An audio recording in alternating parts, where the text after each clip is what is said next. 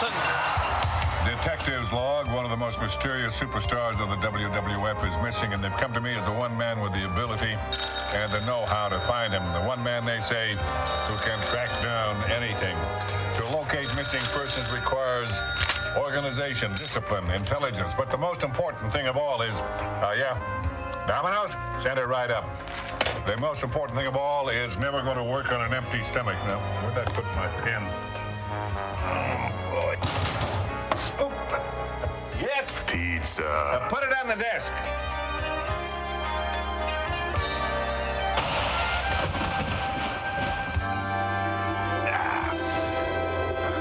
Boy, it suddenly got cold around here.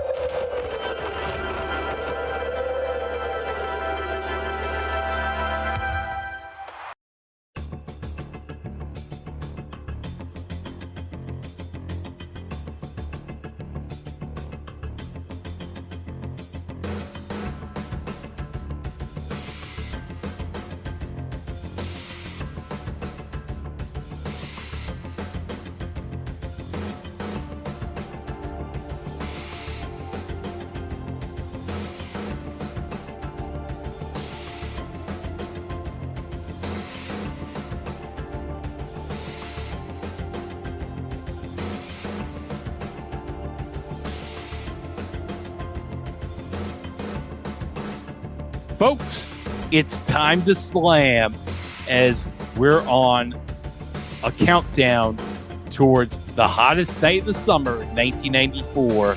It's the WWF Sunday Night Slam from August of 1994, August 21st, 1994 to be exact. I'm Greg, and with me in the Squared Circle Time Machine is Dane. Dane, I have some things I want to get off my chest here tonight. Okay, because it's gonna be interesting to hear what this is about, because I'm gonna have a rant brewing here on my hands. Okay.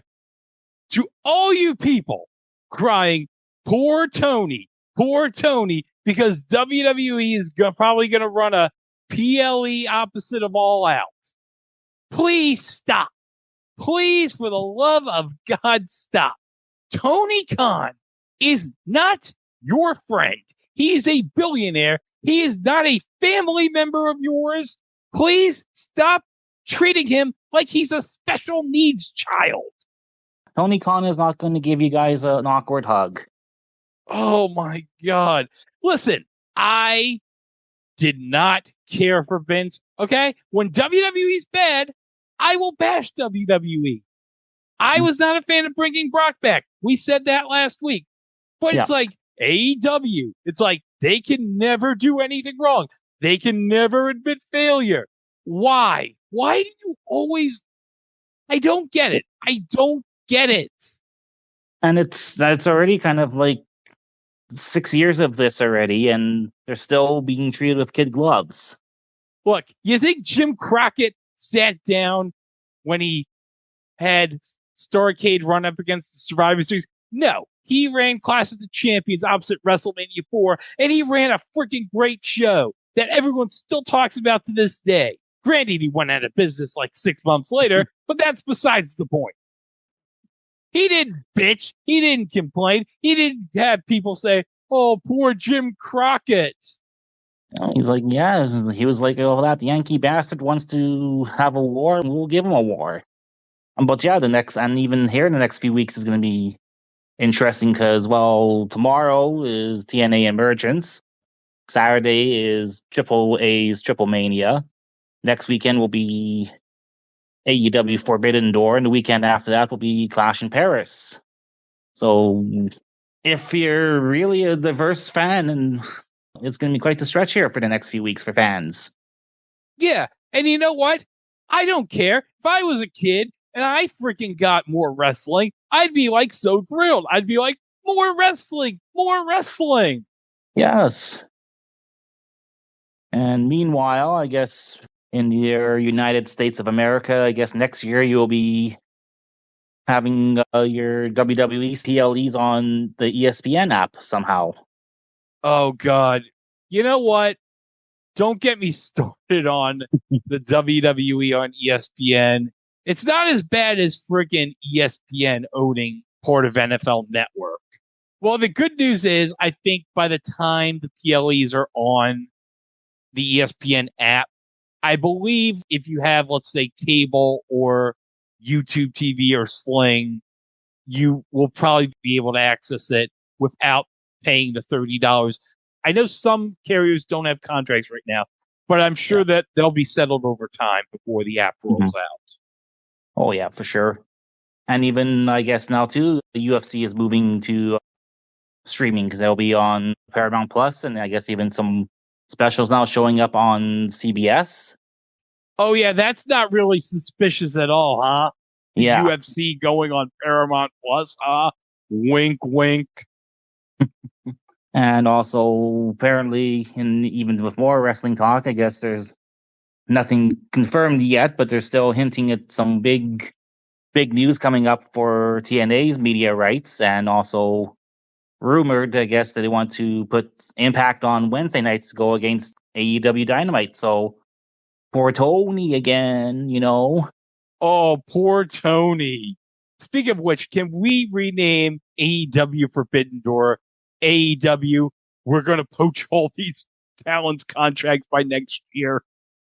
Yeah, well, yeah, because I even said too, like the whole Forbidden Door concept is pretty much a redundant thing because now you also now have Wrestle Dream there in October, which is another dream, and then or Wrestle Dynasty, I guess, in January, which is another crossover. But yeah, it doesn't matter too much when you end up having New Japan talents showing up all willy nilly, and people expect to care about them just because they come from the mythical land of Japan. Oh, well, I know Dave certainly does. Wow. Well, but I'm just a poor bird lawyer in Canada, so I'm too poor to watch AEW, according to Dave. So what?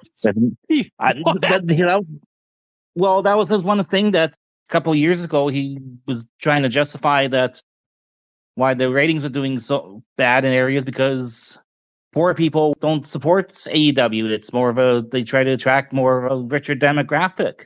That's why WWE seemed to do better in the ratings. Oh, God. Dave, no.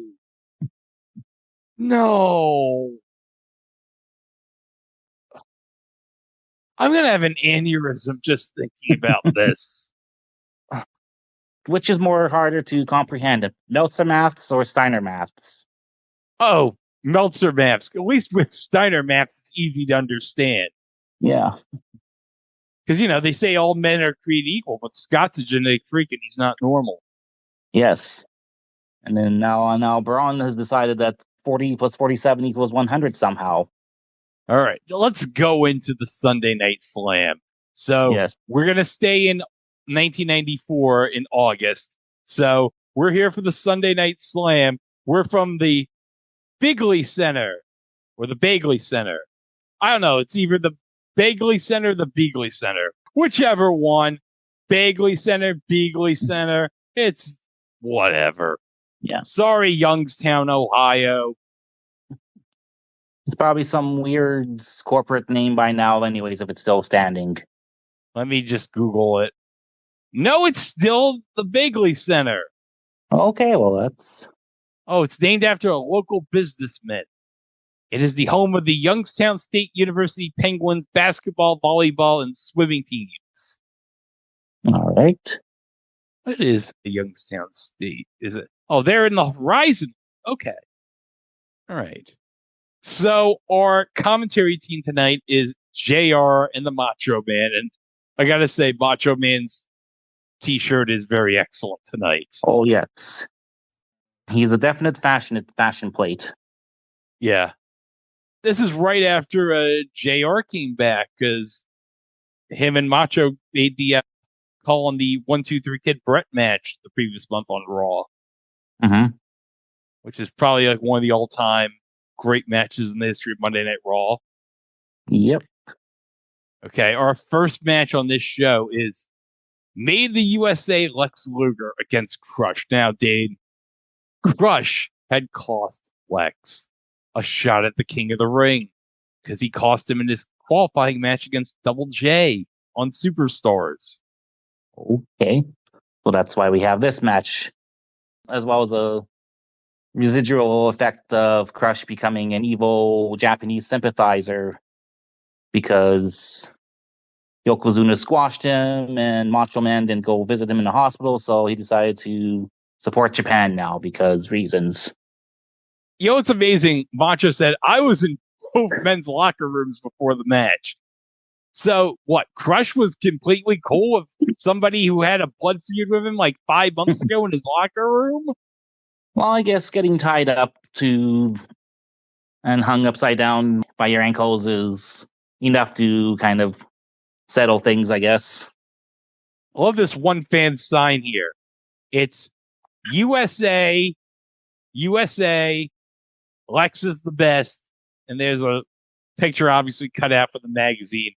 And next to the fan is this little girl, like flexing her left arm. Let us go to the Scott review for this match. I was surprised there was actually a review for this show, but apparently I guess this was on the Hidden Gems section. Yeah, it was. That's what I read on a little bit from the review there too, so glad to see it. Here we go with the review. The Heat Machine is off the charts for Made the USA. They fight over a headlock to start, and Lex gets a body press for 2. The crowd is going crazy for that headlock. Just put the world title on that headlock instead. Crush works the back and tries a pile driver, but Lex backdrops out of it and shoulder blocks him to the floor. Back in, Crush goes to work with a backbreaker for 2 and some throwing knees to the back. JR notes that there is no strike in the WWF like in baseball, except for the striking hands of Lex Luger. That's a bit of a stretch, even by JR's strained metaphor standards. All right, because the strike is going on. Oh, yes, the baseball strike. Yes, the baseball strike. That many of us here in Canada really, really dislike because it began the first nail in the coffin for the Montreal Expos before they would be basically partitioned. All the good players be traded or off to better places, and then eventually moved on to Washington, D.C. Are there a lot of Toronto Blue Jays fans by you? There's enough, because basically by default now Toronto is like the only Canadian team in the MLB. Still have the memories of 92, 93 to get us through things. Oh, yeah. Still have to rely on those memories of Joe Carter because you can't really rely on Roberto Alomar because reasons. Yep. Crush continues working the back and really cranks up the work rate with a bear hug. When Brian Adams decided to not give a shit, he really committed to it. Look, Scott, 1 at a time, 2 at a time. Crush don't care, brother. He lives for competition. Yes. But now we have the $1 Million Man walking out, Dane. Uh-oh. Uh-oh. This was the building's big storyline of the going into SummerSlam was, has Lex Luger sold out to the $1 Million Man and the $1 Million Corporation? Don't worry. In case you don't have any doubts, Tatanka's going to say it 50,000 times. They actually had a 1-900 number, Dane, to call the SummerSlam hotline to have you answer the question, did Lex Luger sell out? We'll find out the results in the next episode, but needless to say, I don't think it worked that well. No.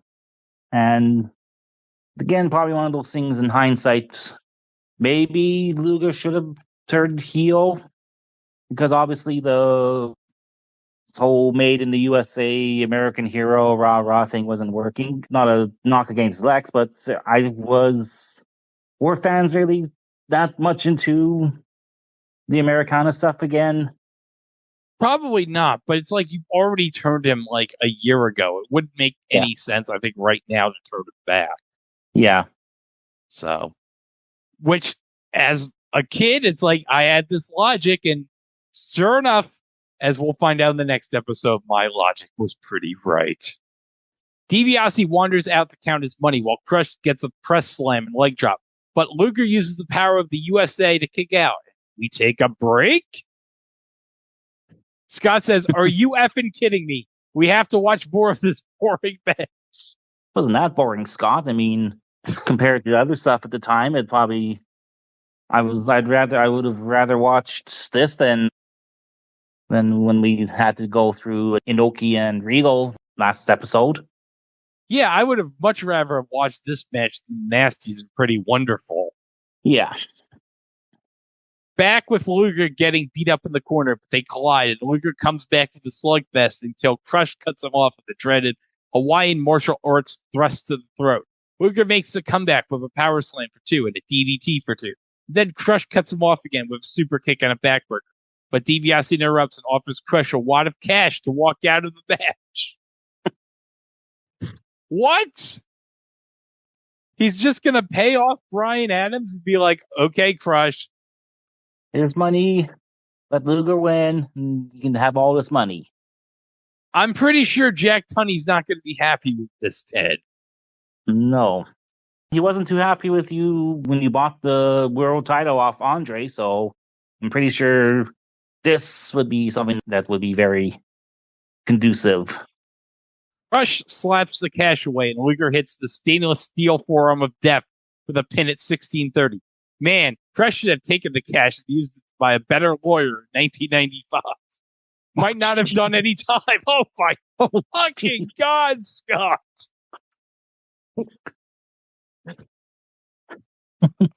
Oh. This would have been better had it been 10 minutes shorter and about 1.5 times faster, 2 stars. Yeah, I'm going to agree on that. Yeah, it was slow. It was very slow, and pretty much what the best you can probably get out of Luger and Crush at this time, so. Yeah, I mean, even Macho's like, yeah, they're pretty much all out of gas. Macho's saying that on commentary. They're pretty much all out of gas.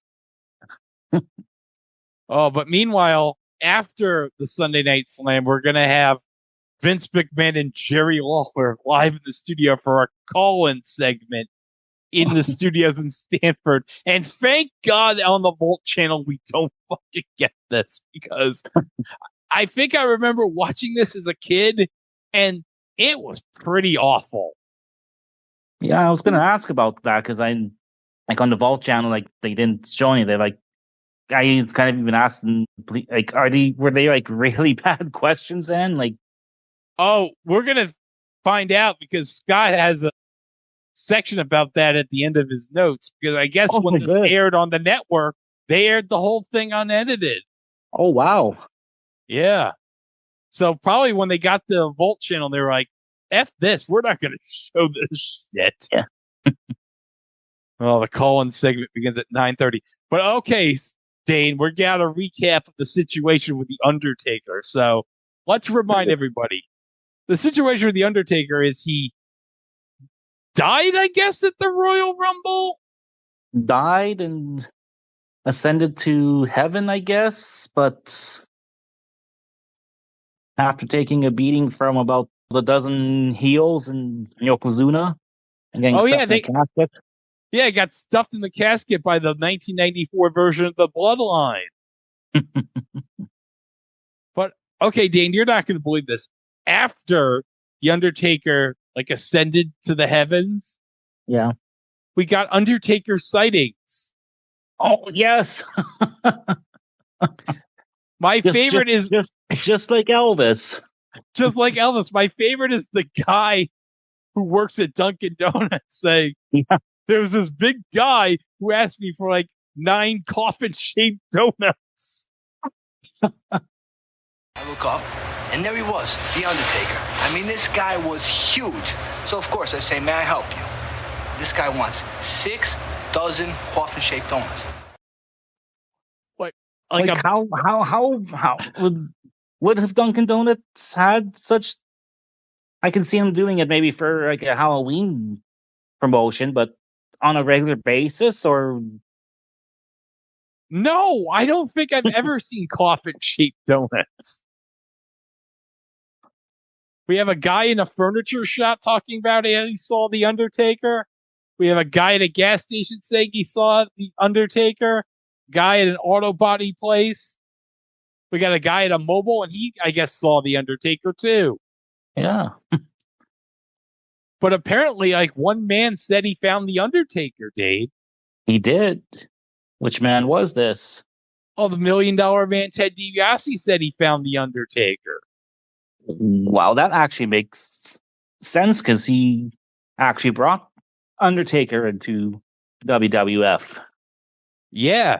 And so he brought The Undertaker out in the Heartbreak Hotel with Diesel and Shawn Michaels. And Dane, I got to be quite honest. When I saw this and I saw this face, I was like, that's not the freaking Undertaker.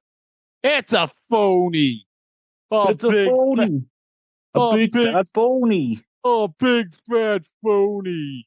And I remember this because it was on a Monday Night Raw where Paul Bearer is trying to call for The Undertaker. Ted DiBiase has a lot of cash to lure him to him.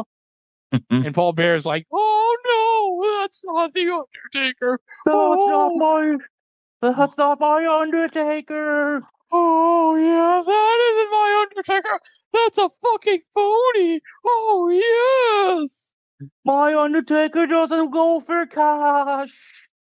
Oh, because he's dead. How can he use any cash?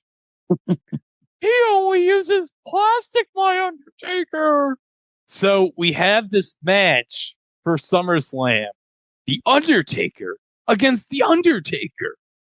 What? Oh, now as a kid, I was confused as to how this was going to work out because it was like, is there going to be like trans-dimensional portals? I didn't understand how this could be possible. Are there going to actually be two Undertakers? Or is it going to be an illusion? I don't know. But we're going to find out at SummerSlam. Oh, but hold on a second, Dane. We got a clip of Ted DiBiase and his Undertaker on the King's Court with Paul Bearer. And the Undertaker is choking Paul Bearer out, and then the lights flicker. Lights flicker, and then we hear the ceremonial, traditional bong sound. And then all of a sudden, lights come back on, and Paul Bearer is in the alleyway of the ring, as if by magic. Yeah, magic. All right, so now we can go into our second match in the show. It's a tag team matchup as Bam Bam Bigelow and IRS are in a tune-up match for their tag team title match against the Headstringers. But little do they know, Dane, they're not going to be competing for the tag team titles. Oh. But they'll be taking on tonight the 1-2-3 Kid and Sparky Plug. Now that is a random tag team that just came out of nowhere. Yeah, a random tag team that came out of nowhere. It's like, I know Bam Bam and IRS think they're getting their title shot. But you know who deserves the title shot? These two. 1-2-3 Kid, Sparky Plug. Yeah. I mean, yeah, because at the time, the Kid, he seemed to draw the short end of the stick when it came to the Click at this time. Yeah, because at this time it's only 4 members, because Hunter's still in WCW. Yeah. He's still terrorizing people as Jean-Paul Levesque. Terrorizing. What a stupid name that was. I'm surprised he didn't mention that one when he did his on the WWE Unreal show there. That he went kind of like over his all the names he's gone by, I guess, in the company. Hunter, Triple A, no terrorizing, and surprisingly no try. Oh yeah, real ones remember that. Real ones remember try. And I'm not talking about the one from My Life in Gaming either. Yeah. So let's get to the Scott review of this tag match. So weird that Kid and Holly would end up as tag champs in January, beating Bigelow in the finals. Bam Bam tosses the Kid around to start, but Kid fires back with spin kicks and flies with a missile drop kick for 2. Bam Bam misses a blind turn. Kid throws kicks in the corner to put him on the floor, and he falls with a baseball slide and then hits a flip dive as these effers are trying to steal the show on their own. So then Sparky slugs it out with IRS on the floor for good measure.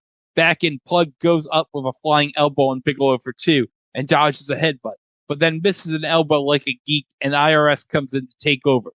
Plug gets a drop kick for 2, however, and a roll up in the corner for 2, and it's back to the Kid as the shine continues for the baby faces. Finally, IRS tosses the Kid to cut him off, and Kid takes with a huge bump onto the floor, plus a trip to the stairs via Bigelow. Back in, IRS drops the leg for 2. Irwin with the chin lock for a bit. Bigelow comes in with a monster press slam and the leg drop for 2. Kid and Bigelow have some freaky chemistry together. Actually, Bigelow with a DDT for 2, and IRS comes in with the airplane spin for 2. Oh, the airplane spin. We're really going old school here. Yeah, oh yeah, we're definitely going old school. If Mike Rotunda's bringing that shit out. False tag to Plug while Bigelow takes the ref, and the heels double team Kid as a result. That always works. I'm astonished that no matter what era or changes in the sport, if you work the formula and cut off the babyface and cheat, it always gets a reaction. Bigelow with a backbreaker into a top rope elbow from IRS, and that gets 2. Bigelow goes up for the moonsault, but that misses, and it's hot tag Sparky. Atomic drop and clothesline for IRS, and he goes up with a body press on Bigelow, but gets slammed and pinned at 10:08. You just can't overcome geekdom, but this was a hell of a match and a one-man show for Waltman. 3 3/4 stars. They could have milked a team of Kid and Razor for months, with Kid taking the beating and Razor getting the hot tag. Anyway, this spoke once again to the weirdness of the booking at that point, as the $1 Million team was clearly being groomed to win the tag titles at SummerSlam for the Head Triggers, and then Vince went way off track. Oh. Yeah, but we'll find out about that in the next episode. Next time. Yeah. But we got our SummerSlam update, Dane. Oh. With Todd Pettengill. This was a bit jarring because at this time it was still used to having been Gene Okerlund doing these things, and so it was kind of different to seeing Todd taking over. Oh yeah, giving us the hard sell for this. He gave us actually instructions on how to order the pay-per-view. The phone number is on the cable bill. So call the cable company and order. Kids, if you're doing this, make sure to get your parents' permission first. Why does he think that it would only be in the cable bill? Wouldn't it be in the yellow pages too? You would think so. Or even probably like the preview channel would probably have some instructions as well to how to order a number to call or whatever. Or the Barker channel. I remember we had sneak previews here for Request TV. Yeah. All right. So we got our big matches. We mentioned Undertaker against Undertaker. We have the WWF title on the line against Bret and Owen in a steel cage match where the entire Hart family is going to be watching this match, Dane. Oh, wow. It's going to have all the regular, going to have good old Ross and Smith, and going to have Ellie and Georgia there too, and I'm guessing I'm going to have all the in-laws and outlaws there, and good old Stu and Helen just trying to keep the peace. Oh, and please don't hurt poor Bret. See that? Bret's stretching that Owen. It reminds me back in the day when I used to stretch some poor saps over the dungeon. Yeah. We can't forget about Bruce, though. Oh, yes, Bruce. Yeah, because Bruce was the shit. The bestest brother of them all. Oh, yeah. It's still, I still love the fact that I had like a gift card for Chapters, which is like a bookstore chain here in Canada. I decided to use it to get Bruce Hart's autobiography because it makes a nice addendum to Heath McCoy's book on Stampede Wrestling, where it's pretty much Bruce did a lot of stupid shit as Booker.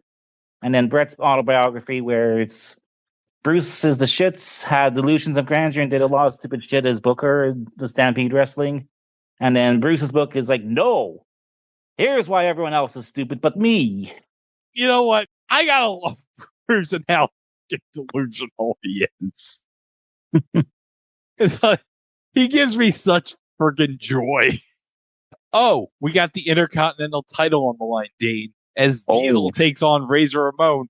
And Razor Ramon will have in his corner at the United Center maybe the greatest Chicago Bear of all time, Sweetness Walter Payton.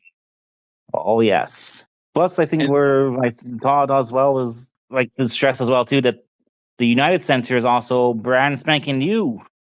That's right, because that would have been the new arena for the Bulls and the Blackhawks at this time. Yeah. Because the Chicago Stadium would have just got demolished. And so, yeah, I believe like the first ever event at the United Center was like some charity basketball game, which actually Michael Jordan played like right after his retirement. So, yeah. I mean, this was, of course, at the time when Michael Jordan was playing Double-A baseball for the Birmingham Barons. Oh, yes. That sure was a time when there was no baseball. They would have the Birmingham Barons game so we could watch Michael Jordan strike out 5 times. Yes, but then he got sucked down a golf hole to go help the Looney Tunes beat the Monstars. So all wasn't too lost from Michael Jordan that time. Let's not forget Dane. Bill Murray helped, okay? Oh, yes, he was a big help. Yeah, never mind the fact that he's friends with the director of the movie. That was like my favorite inside joke, even at 12 years old. I'm like, haha, I get it. Oh, Lex Luger against Tatanka. Remember, Dane, he's going to say it 50,000 times to Tatanka that Lex sold out. And we're going to find out for sure that whether he did or not. Tatanka said it 50,000 times, so he has to be goddamn sure that he sold out. Of course. Why would Tatanka lie to us? Tatanka wouldn't lie to us. He's a Native American, Dane. Why would the Native American Tatanka lie to us? And then we got, for the tag team championship, the Head Shrinkers against Bam Bam and IRS. Bullshit. They'll be on the line that match. There's where we needed the big disclaimer there. The card subject to change. And then we got the women's title on the line as Alundra Blaze takes on, as Randy famously called her, Bull Naka Naka Naka Naka Naka No. Bull Nakano for those of us who don't speak Savages. And then, what a tremendous match, Dane. You know what? As Gorilla would say, this match would be a main event in any arena in the country. And that, of course, is Mabel against Double J Jeff Jarrett. Well, we had Country versus Rap at least 5 years before we had the West Texas and the Rednecks versus No Limit Soldiers in WCW Dying Days. This was a match, I think, we had these competing styles. We have rap and country. This was like before the days when we could combine rap and country into one. Somewhere in Detroit, a young Bob Ritchie is like just finished off his last bit of meth and like, hey, what if I put the hip hop with the Southern rock together? And then I'll take 2 beloved songs like Sweet Home Alabama and Werewolves of London and somehow make it suck.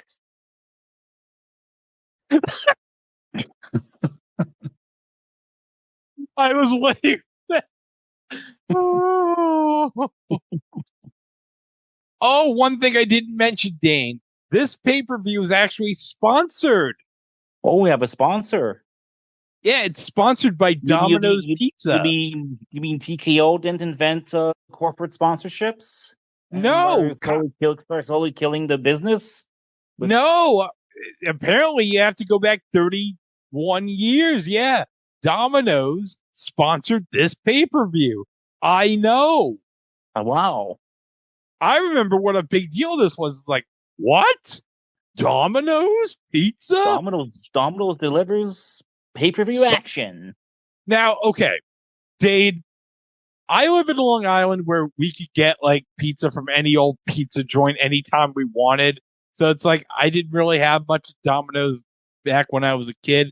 Now, I'll be quite honest, Dane. I will have some Domino's from time to time. I gotta say, their pan pizza is pretty good. Okay? I love their pan pizza. Wasn't a big fan of the pizzas when I lived in Edmonton, but they had some pretty nice, juicy barbecue chicken wings they had for sure. Yeah. They also have some mac and cheese. I get some mac and cheese from there from time to time whenever I go out by the one Domino's, which is in a Riverhead out in Long Island. But okay, we're done with that segment. We're done with the SummerSlam update. So Todd's gotten all the people to get excited for the pay-per-view and call their cable company. So now we're into the squash match portion of the special. Razor Ramon's taking on some guy named Todd Becker. Todd Becker. Yeah. I'm not really going to go into the Scott review. He notes that JR says, well, I don't think Razor's going to play any new cards here. And Savage calls him in cruise control. And Razor wins with the Razor's Edge at 342. Yeah, this was pretty standard 90s. Make the star look good match. Nothing too exciting. You know what the star of this match was? Freaking Ken Doan's hair. That was the star of this match. Or you mean Mike Chioda's hair? No, Mike. Oh, I didn't mention Mike Chioda's mullet earlier in this. Yeah, Mike Chioda in the Bam Bam match, he had a great mullet. But no, Ken Doan's hair is pretty good too. Oh, wow. Yeah, I'm going to share you the screen here. I got it at 4612, right as Razor's going to make the pin here. So here it is. See, here's Ken's hair right here. Oh, yeah. Yep. That's pretty good hair. Yeah, that's definitely a style. Yeah, it was a style time. Oh, by the way, I found a fan here. I paused at 4616 wearing a white Emmett Smith Cowboys jersey. Well, they would have been going for the three-peat this season in 94, where they'd fall short to the Niners when they got Dion. But now we have to get into some serious business here, Dane. Yes. Leslie Nielsen's going to find The Undertaker. Leslie Nielsen's on the case? Yeah. Star of the recently released at the time, The Naked Gun 33 1/3, The Final Insult? Yes. Now, I don't know why they thought, let's get Leslie Nielsen to sell this pay-per-view. But, okay, I guess Vince must have been a big fan of Naked Gun, or Pat Patterson. Somebody must have been a big fan of Naked Gun. Or Pat throwing a bone for a fellow Canuck? Yeah, I didn't even think about that. Yeah, because Leslie is, of course, Canadian. But we look at the clue board that Leslie has here. Kind of reminds me of the clue board that Tyler Breeze would have for Fashion Geeks. Oh, yes. My all-time favorite of Fashion Geeks was on the board. One of them was Blue Velvet McIntyre with a picture of Velvet McIntyre, Killer Blob with a picture of Tony Chimmel, and Lynch, ? With a picture of Becky Lynch. We got ourselves some classic ones here. We actually have Virgil dressed as the Undertaker for some reason. Well, Leslie has drawn the Undertaker hat onto Virgil, as well as Yokozuna and Lord Alfred Hayes. You know, I'm very sad we never got the Virgil Taker. Could you imagine if we actually had that? Oh, yes. The Virgil Taker. So, yeah, he comes into the Olive Garden and he wants a dozen coffin-shaped breadsticks. And some meat sauce. The meat sauce comes in a casket. Okay, so Leslie's trying to find some clues. He goes under the desk, and then someone knocks at the door. Who is it? Pizza. Just leave it on the desk. I sure hope that was a Domino's pizza that was delivered.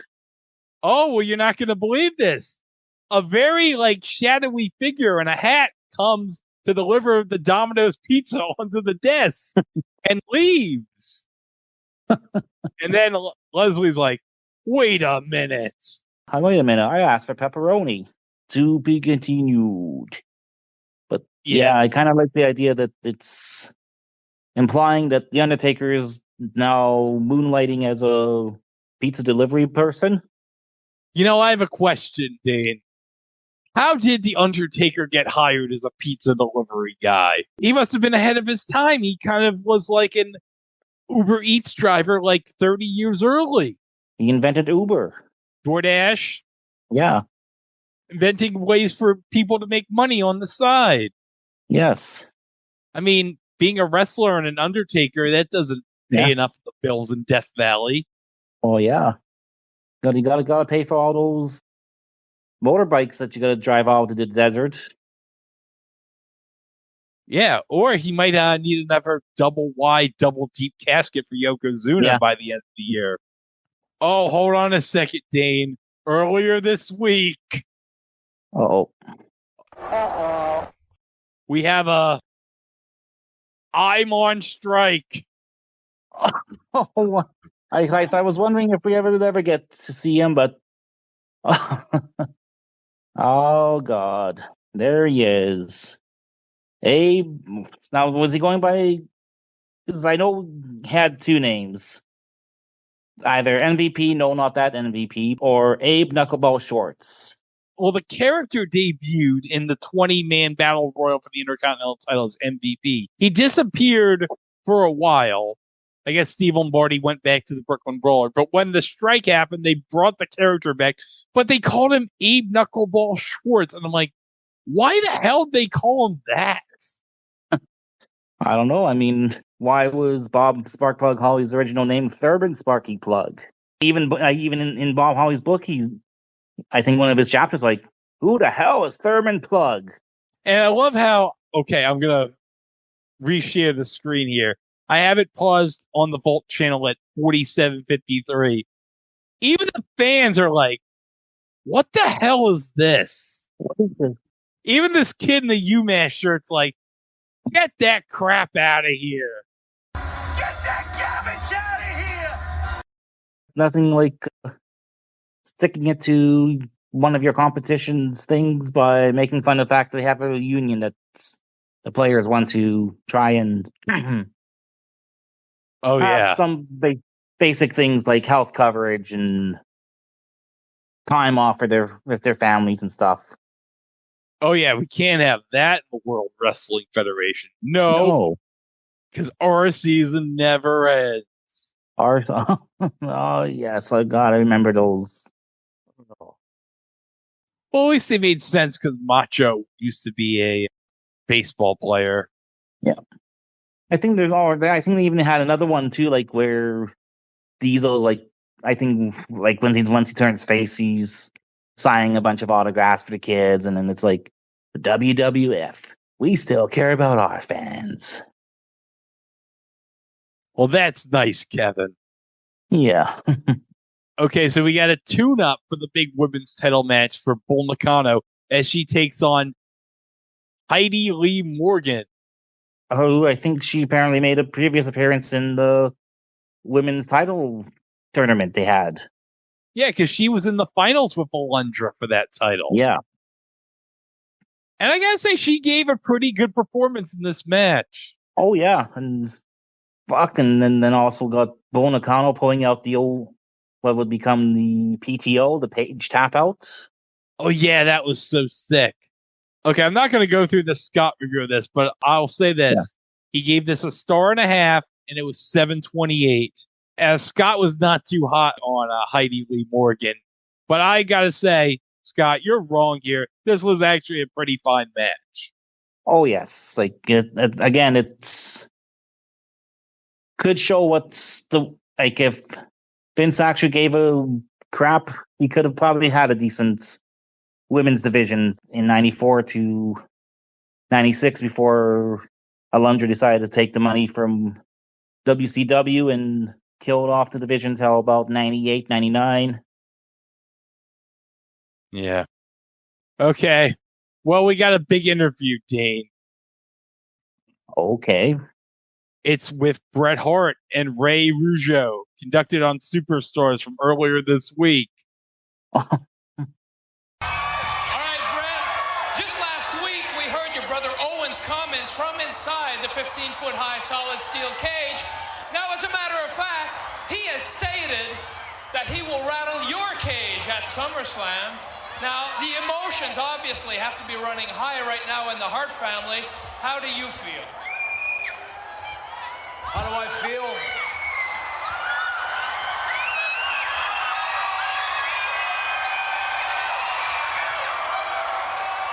Owen, the lost and confused soul that he is, he won one match. That's all it was.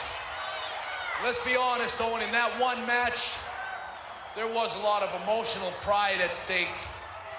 But the World Wrestling Federation Championship belt, the most coveted championship belt in the whole world, was not on the line. It's a whole different ball of wax in a 15-foot-high steel cage match. Everything is on the line. The title is on the line. The family honor is on the line. He wants to call himself the King of Hearts.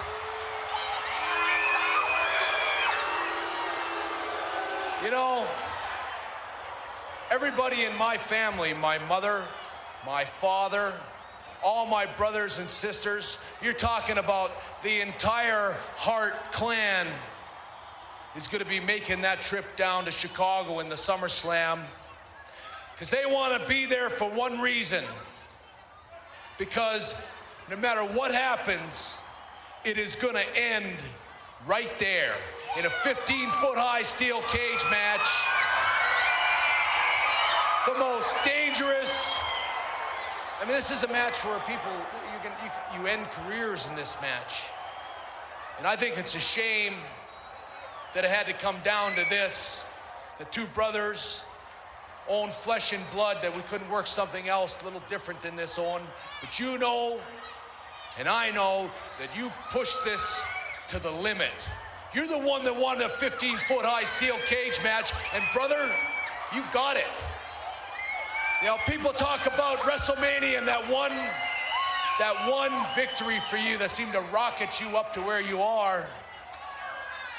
But you know, Owen, I maybe took it just a little bit easy on you in WrestleMania 10. Maybe I was concentrating on other things.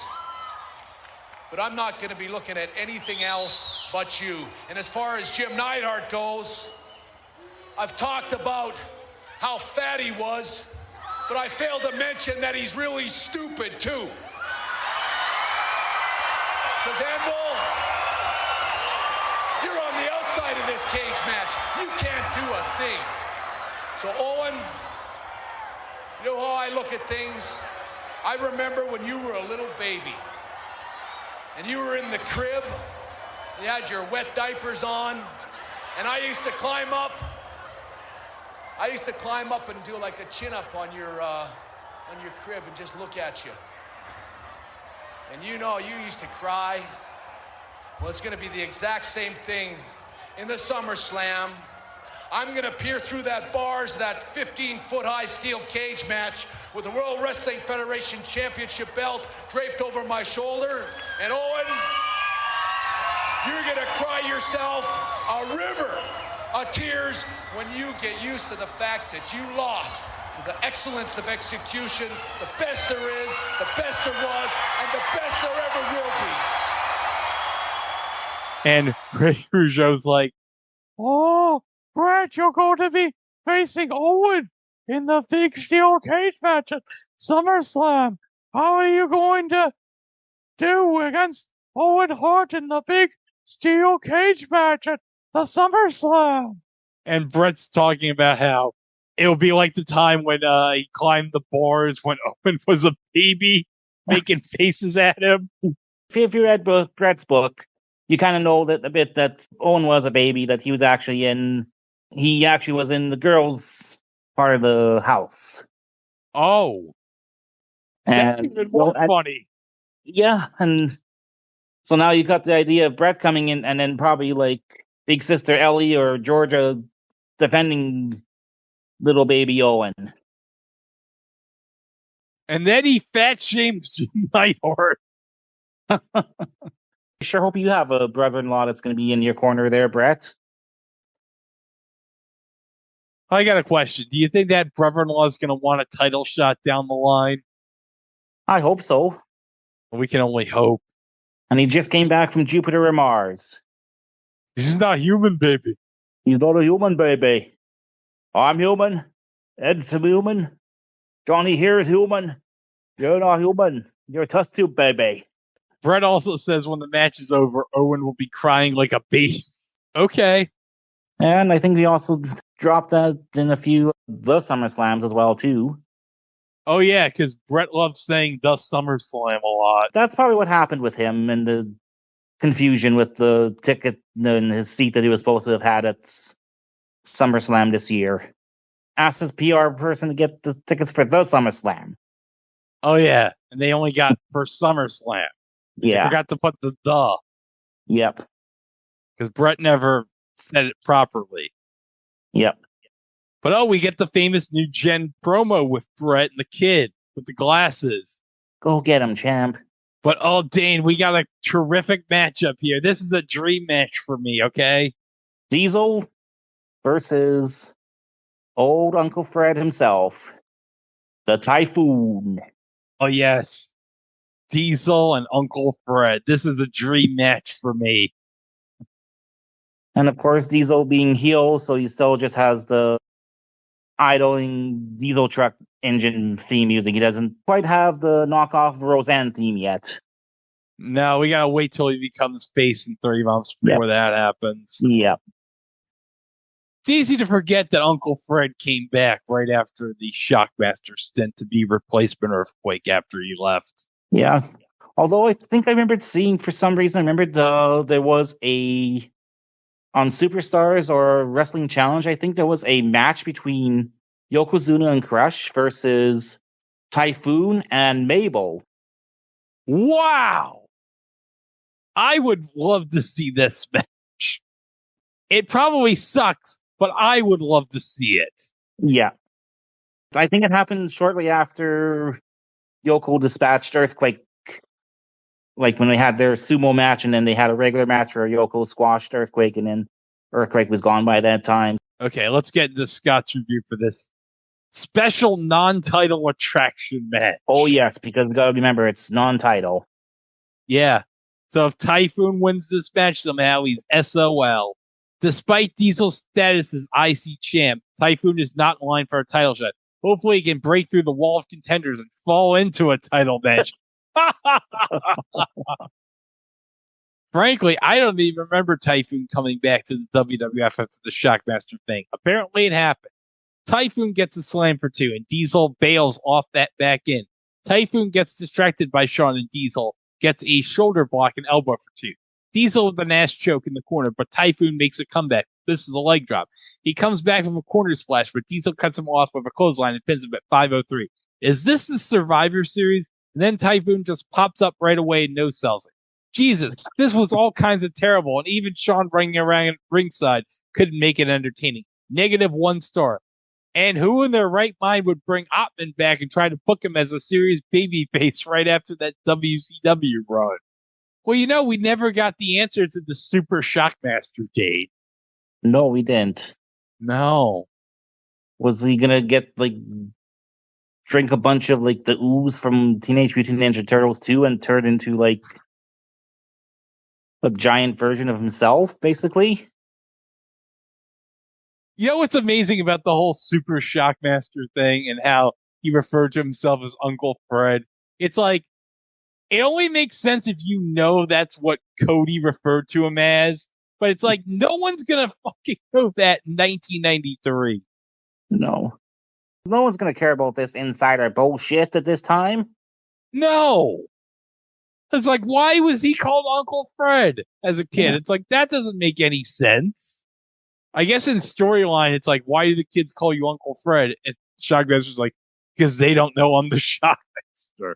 But it's like, we all know you're the Shockmaster, Uncle Fred. Your helmet fell off. We saw it on TV. Yeah. Meanwhile, the Undertaker mystery, Leslie Nielsen's going all over the world trying to find the Undertaker in front of green screens, and he can't find him. And then he hits a bit of a dead end. Yeah. A literal dead Literally. end. Yeah.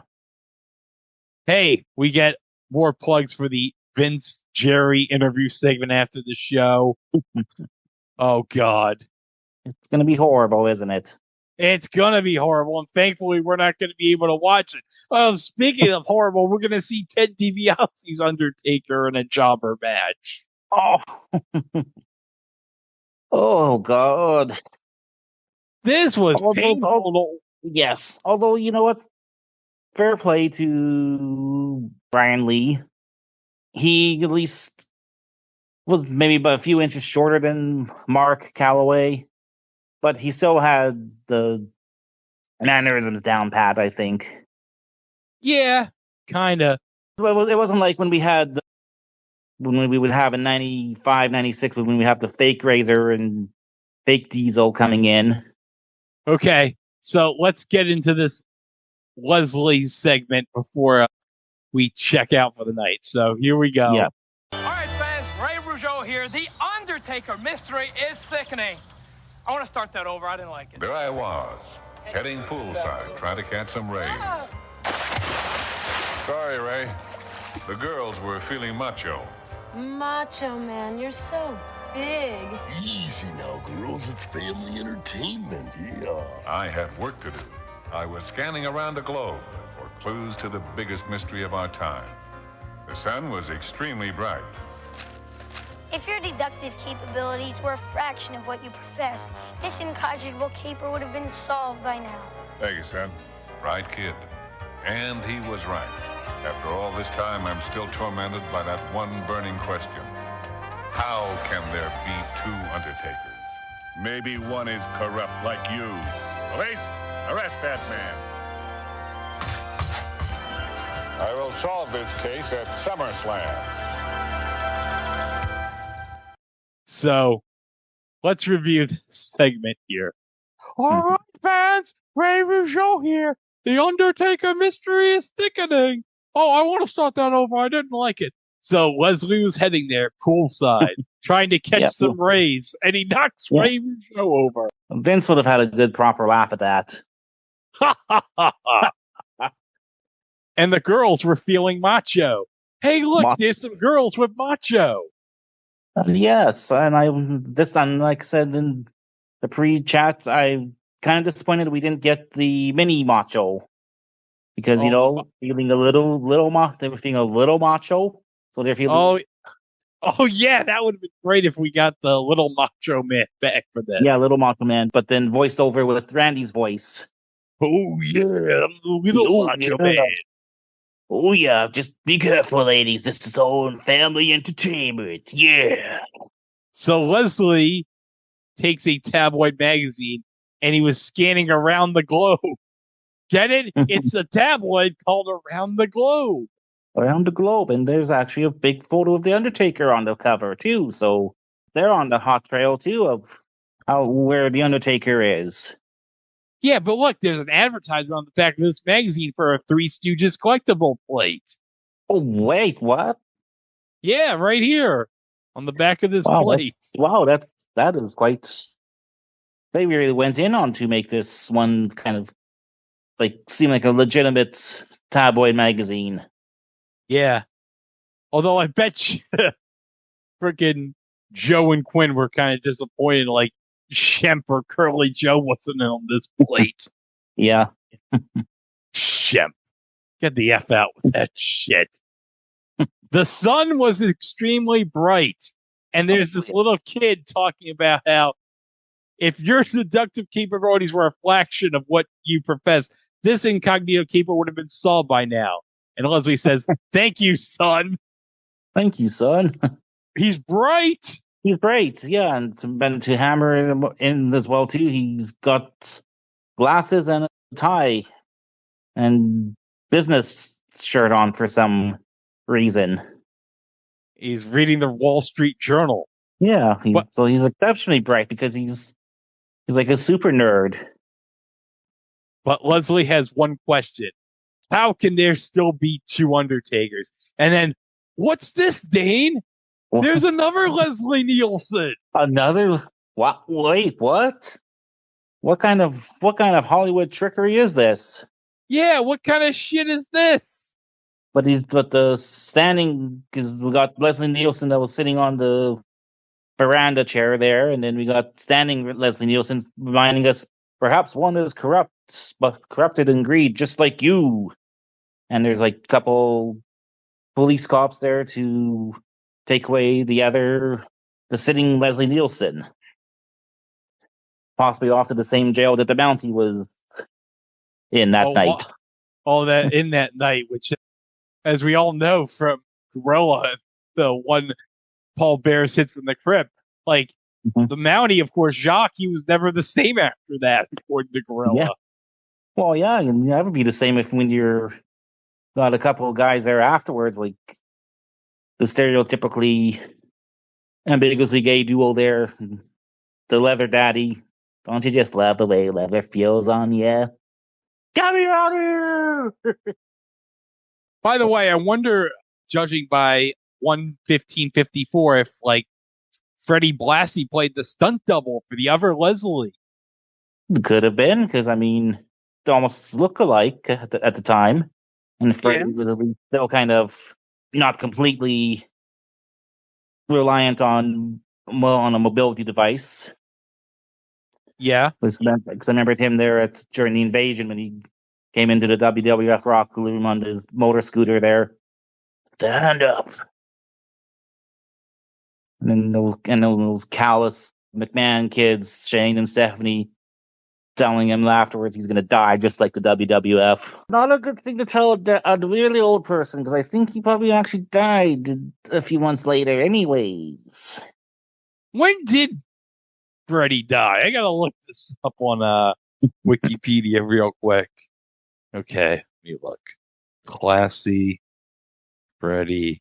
Oh, June 2nd, 2003. So he had 2 more years. Oh, he had 2 more years. Okay, so you got at least 2 more years up on Death Promise by Steph and Shane. Yeah.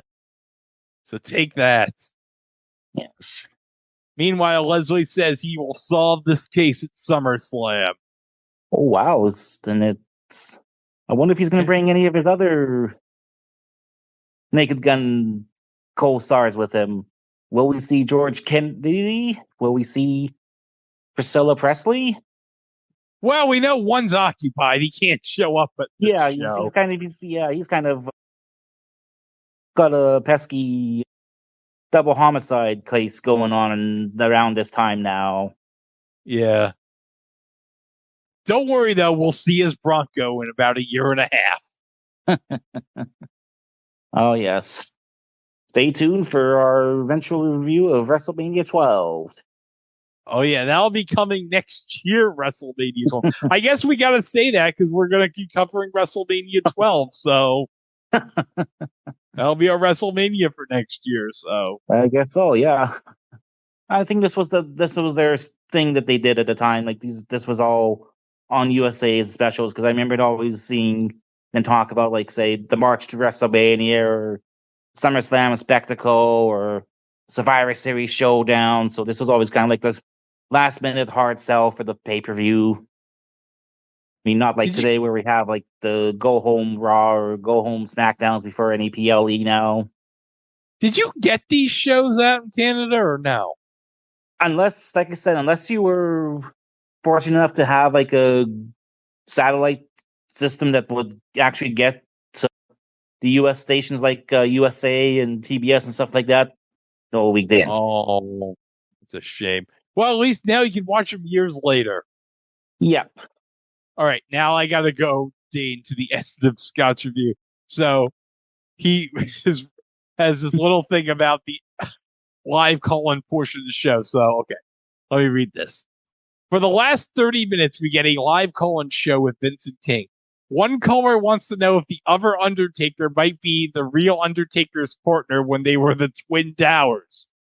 That's about the extent of the highlights here, with the rest being cringe-worthy, stupid questions from stupid callers. Well, these are real, like, the dumbest of the dumbest marks, basically, is what we're getting at. They couldn't screen these calls and, like, have it all taped and then air it later. Yeah, I mean, it's not. I mean, they don't have any luck with doing live, and like even when Livewire was first, I thought I heard when we had Paul Heyman one time get passed by calling himself Bruce from Stanford, Connecticut. Oh, I wonder what that's a reference to. Bruce Yeah. from Stanford, Connecticut. But wow, that actually makes the one person there that like I mentioned it in the pre-chat there, that the one reporter there at the one of the press conferences, but she asked Io Sky if she would like to wrestle Taylor Swift, and I saw like the Io's like response like, "What? Wait, what? What are you talking? Yeah, wait, what? No." Nah, no wonder between that and probably no wonder I think that's why they're now phasing out doing those press conferences and just doing like their little post-show recap same stuff now they're doing. Oh yeah, now I can ignore those because I don't want to watch Peter Rosenberg. He sucks. Yeah. Look, just put on Sam Roberts. That's all I gotta say. Sam Roberts at least actually has talent. Yeah. Sam Roberts and at least they got Sam Roberts and Megan Morant. Like they do like the Raw recap day after, but yeah, like even watching like Pete Rosenberg on Evolve, I want to like he brings it down. Oh, in New York, he's on like one of the sports stations, and he is terrible.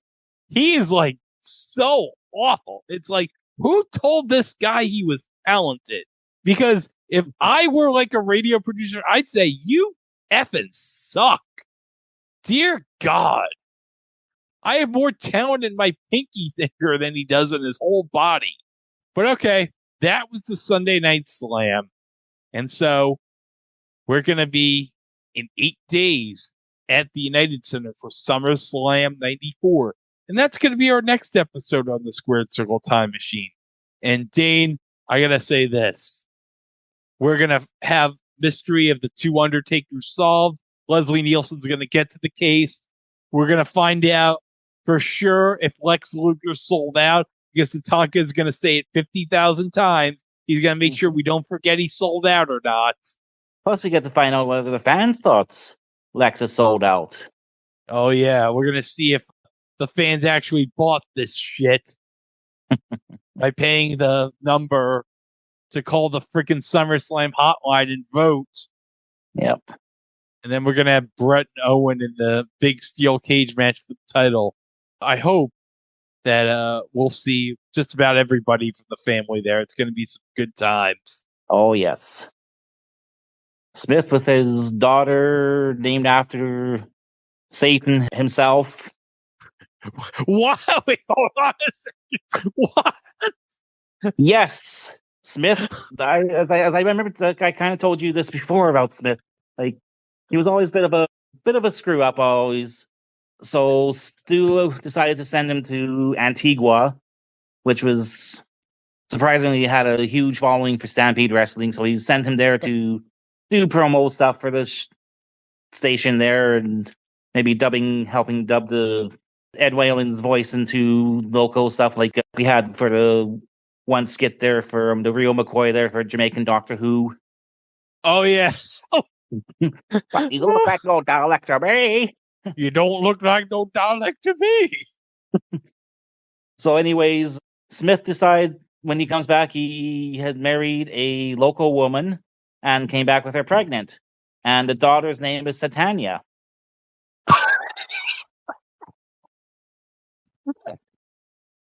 God.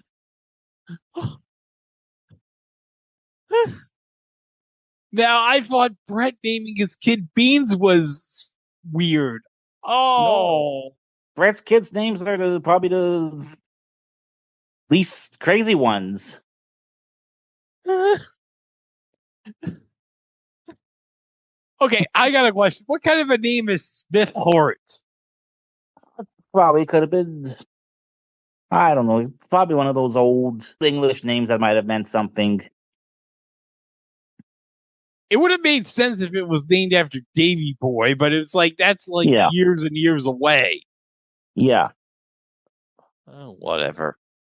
All right. Well, next time will be here for SummerSlam 94 from the United Center, right here on the Square Circle Time Machine, where it'll be episode 20. Can you believe it, Dane? Next episode is going to be 20 episodes. Wow, 20 episodes, and we're still going on strong. Yup. So we'll see you right here on the It Was a Thing on TV podcast network for SummerSlam 94. Until then, I'm Greg. That was Dane. And we'll see you next time for the SummerSlam. Oh, yeah.